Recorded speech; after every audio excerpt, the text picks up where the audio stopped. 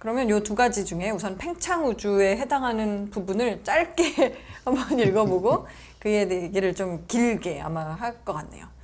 501페이지에 보시면 우주의 대폭발과 은하의 후퇴 운동을 발견할 수 있었던 것은 도플러 효과라고 알려진 자연의 간단한 원리 덕분이었다 라고 되어 있습니다. 여기 이것도 되게 그런데 한 문장 안에 정말 많은 이야기가 담겨 있는 거잖아요. 우리가 팽창 우주라는 거를 지금 키워드로 잡았는데 우선 우주가 팽창을 한다라고 생각을 하고 있는 거잖아요, 과학자들이. 근데 그게 도플러 효과 때문이래요. 도플러 효과는 대체를 무엇이며 팽창 우주가 아니면은 수축 우주도 있나? 뭐 이런 거. 그리고 원래는 아마도 뭐 뉴턴 시대의 이야기였으면은 우주가 수축해야 되는데 왜 수축을 안 하지? 뭐 이러다가 팽창을 하네? 이렇게 연결된 걸로 저 알고 있거든요. 그래서 뭐 그런 거에 대한 이야기를 좀 한번 간단하게 소개해 주세요. 네, 팽창 우주라 네. 그러잖아요. 이게 아까 빅뱅 우주라 그랬잖아요. 대폭발 우주. 그래서 네. 이제 그 지금 과학자들이 알아낸 그 실제로 우리가 살고 있는 우주가 네. 어떤 식으로 그 변해가고 있는가를 그 나타내는 거죠. 그러니까 네. 우주가 어떻게 해서 생겼고 어떻게 해서 변해가고 있고 앞으로 어떻게 될지 이게 말하자면 우주론인 거죠. 네. 그러니까 특히 이걸 조금 나눠서 우주가 어떻게 생겨났지, 왜 생겨났지, 이건 우주 기원론이라고 불러요. 네. 그러니까 여기서 이야기하지 않을 거예요. 네. 그건 이제 우주 기원론이고, 그러면 우주가 태어났어요. 태어났으면 얘가 변해간단 말이에요. 네. 시간이 지나면서. 네. 그럼 어떻게 변해갈까? 네. 그래서 어떻게 변해서 지금 우리가 살고 있는 이런 우주가 되었을까? 이걸 우주 진화론이라고 불러요. 네. 그 다음에 그러면 앞으로 우주는 이제 어떻게 변해서 궁극적으로 어떻게 되지? 그게 이제 우주의 운명 또는 우주의 미래라고 부르는 거죠. 네. 그래서 그런 이야기를 쭉 하는데 네. 이 팽창 우주라는 개념이 굉장히 이제 중요해요. 왜냐하면 우리가 팽창 우주에 살고 있으니까. 근데 아까 말씀하신 것처럼 그냥 생각해 볼 수 있잖아요. 우주가 지금 있어요. 네. 그러면 가능성이 여러 가지가 있죠. 우리가 살고 있는 우주는 옛날에도 이랬어요. 네. 지금도 이래요. 네. 앞으로도 그럴 거예요. 그러겠죠.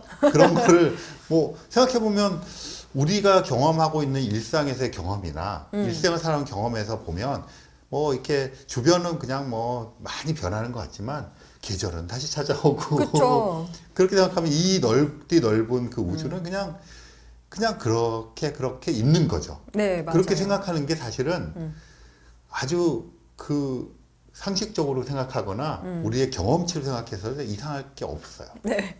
근데 과학은 우리의 경험이나 그런 것에 의존하는 것이 아니라 네. 증거에 의존을 하잖아요. 실제. 네. 그래서 이제 관측을 해서 해봤더니 그렇게 있는 것이 아니라 사실은 우주가 점점 시간이 지나면서 커진다.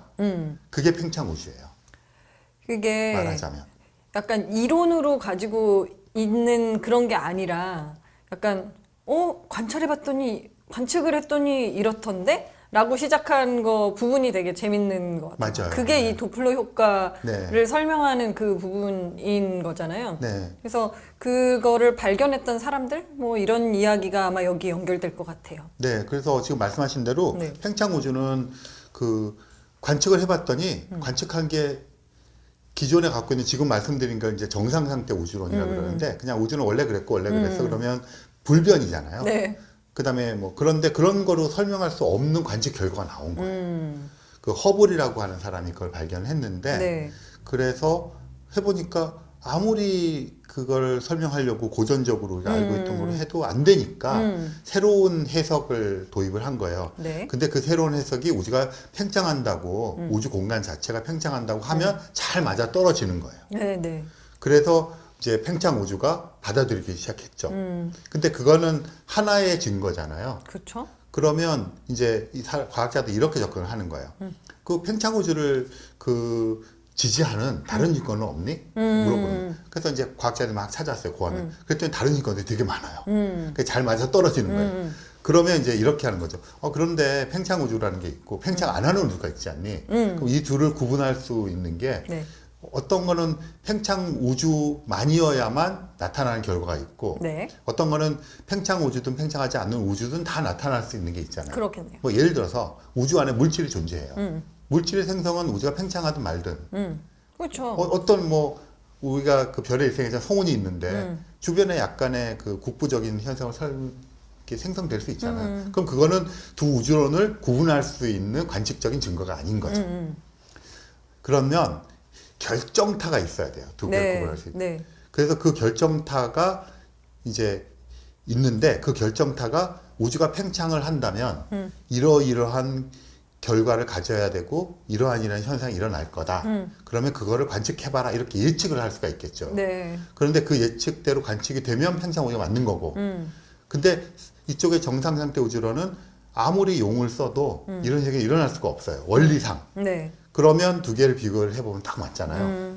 그래서 이 팽창 우주는 그 조금 더 보존해서 말씀을 드리면 우주가 팽창을 하는 거예요. 근데 요것도 되게 좀 헷갈리는 게 팽창한다 그러면 지금 우리가 이걸 찍고 있는 스튜디오가 있어요. 네. 이 안에서 이제 풍선을 불어요. 네. 그럼 풍선이 막 커지죠. 이거는 뭐죠? 팽창이죠. 팽창이죠.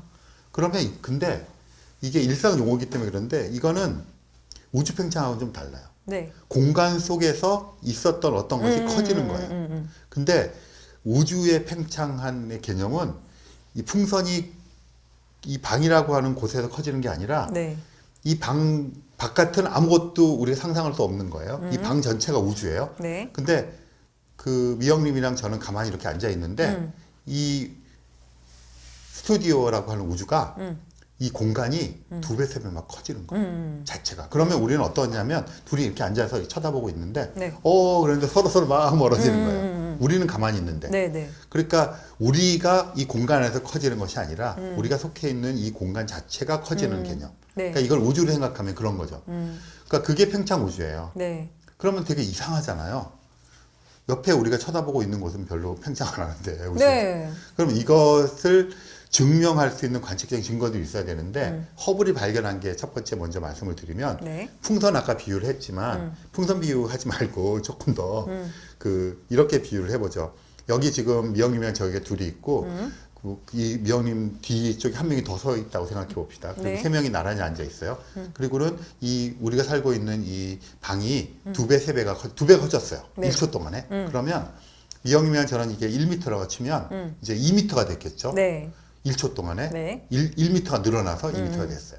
그래서 저기 어떤 분이 2m 저보다 떨어져 있었어요. 그러면 1초가 지나면서 두 배가 커졌으면 그분과 저 사이의 거리는 이제 4m가 됐어요. 네. 그러면 1초 동안 2m가 커졌어요. 네. 지금 간단한 수학을 하고 있습니다.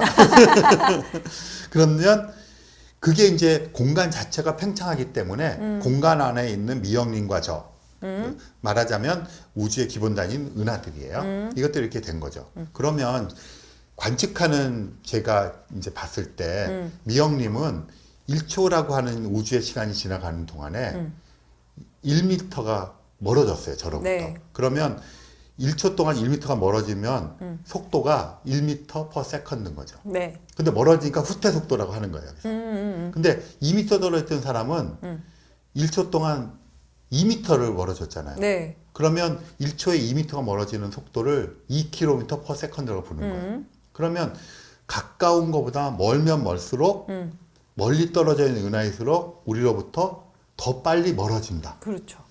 거예요. 네. 그런데 만약에 그런 거는 우주가 가만히 있으면 시간이 지나도 생길 수 없는 거잖아요. 미영님도 움직이고 저 사람도 움직인다고 쳐도 랜덤하게 움직일 거 아니에요. 그럼 저 사람이 더 다가올 수도 있고. 네. 그러니까 지금 말씀드린 것 같이 가까운 은하보다 먼 은하면 은하일수록 더 빠른 후퇴 속도를 가지고 있다고 하는 것은 네. 팽창 우주가 아니면 설명할 수가 없는 거예요. 그걸 허블이 발견한 거예요. 그래서 팽창 우주론을 알았고요. 네. 한 가지만 더 결정하면 이렇게 하다 보니까 팽창 우주는 우주가 지금 엄청 큰데 네. 지금도 막 커지고 있다는 거잖아요. 네. 그러면 이거를 거꾸로 돌리면 과거로 가면 갈수록 작아지는 거예요. 그렇죠. 그러면 지금부터 2배 작았던 과거, 10배 작았던 과거 계속 가면 어떻게 되겠습니까? 우주가 결국은 한 점. 한 점으로 모이는 거죠. 네. 그러면 이런 문제가 생겨요. 지금 이 방 안에 미영님이랑 저랑 컴퓨터랑 다 있는데 이 방안이 10배 작아져도 쳐봅시다. 그럼 우리는 막 구겨 넣어야 돼요. 그런데 전체에 있는 것들은 똑같은데 부피만 줄었어요. 네. 그럼 점으로 다 집어넣으려면 네. 이 밀도가 엄청 높고 온도가 높겠죠. 네. 근데 우주가 안 변하고 옛날도 지금도 그대로 있으면 그렇게 고밀도 고온 상태가 있을 필요가 없잖아요. 그렇죠. 그러면 이게 이제 팽창을 하면 고온 고밀도 상태 있게 팽창하면 이게 부피가 늘어나니까 밀도가 떨어지고 온도도 떨어지고 그럴 거예요. 그렇게 해서 우주가 지금으로부터 약 1000배 정도 작았을 무렵에 우주 전체의 평균 온도가 한 3000도 정도 절대 온도 됐는데 이게 팽창을 1000배 하면서 3000도였던 게 절대 온도가 3도로 떨어졌어요. 네. 그러니까 우주가 커지면서 이렇게 점점 온도가 떨어지는 거거든요. 이런 현상은 그냥 우주가 가만히 있는 상태에서는 그럴 이유가 없잖아요. 네. 그러니까 이런 식으로 두 우주론을 구분할 수 있는 관측적인 증거들이 계속 발견이 되고 팽창 우주를 지지해서 우리는 팽창 우주를 지지하고 있는 거예요.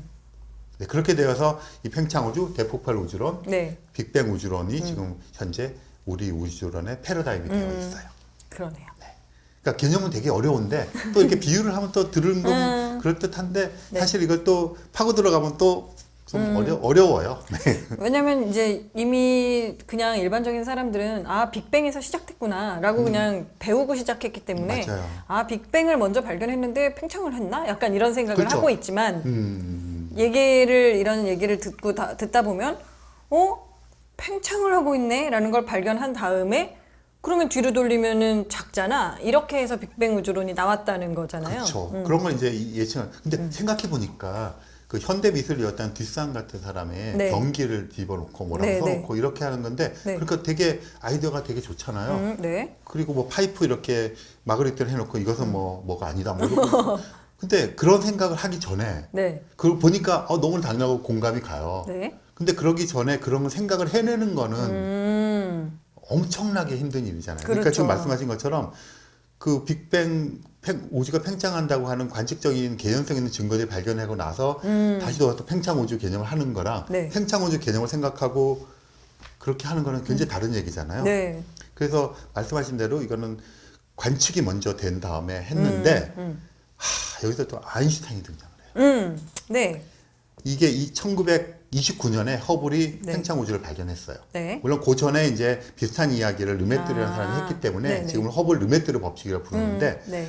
1915년에 네. 아인슈타인이 일반 상대성 이론을 발표를 해요. 네. 그리고 1916년 무렵에 일반 상대성 이론을 우주 전체에다가 적용을 해서 우주 전체의 그 시간에 따른 변화를 방정식으로 풀어요. 이론이죠. 네. 그랬더니 우주가 팽창하거나 수축을 막 하는 그 해들이 나오는 거예요. 그래서 아인슈타인 이게 말이 되냐? 네. 그래가지고 우주 상수라는 걸 집어넣어가지고 네. 우주가 팽창을 못하고 그냥 가만히 있도록 만들었어요. 어. 근데 그 아인슈타인의 방정식에는 우주가 어떤 조건에 따라 팽창할 수도 있고 수축할 수도 있고 평평할 수도 있는 모든 게 들어있는 거예요. 네. 그러니까 아인슈타인은 그냥 그 이론에서 네. 팽창 우주를 이미 이론적으로 예측한 거예요. 예측은 했지만 말이 안 된다고 생각하니까 조정했다. 안 믿어가지고 팽창 못하게 우주상수를 집어넣었어요. 그래서 그 우주상수를 집어넣은 걸 자기 일생일대의 실수라고 얘기했어요. 그래서 다들 실수인가 보다 그랬어요. 네. 근데 또 반전이 있어요. 네. 네, 그래서 팽창 우주 그렇게 생각하니까 그래서 팽창 우주를 네. 또 한 가지로 상대론적 우주론이라고도 불러요. 그러니까 이거 아인슈타인 때문에 그래요. 네.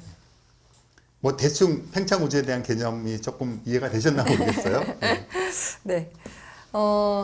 어쨌든 그거를 뭐 좀 더 이렇게 깊이 들어보시면은 찾아보시거나 읽어보시면은 얘기가 나올 거예요. 왜 이거가 관측에서 시작되었는지, 허블은 대체 무엇을 발견했는지, 뭐 이런 이야기들 찾으실 수 있을 겁니다.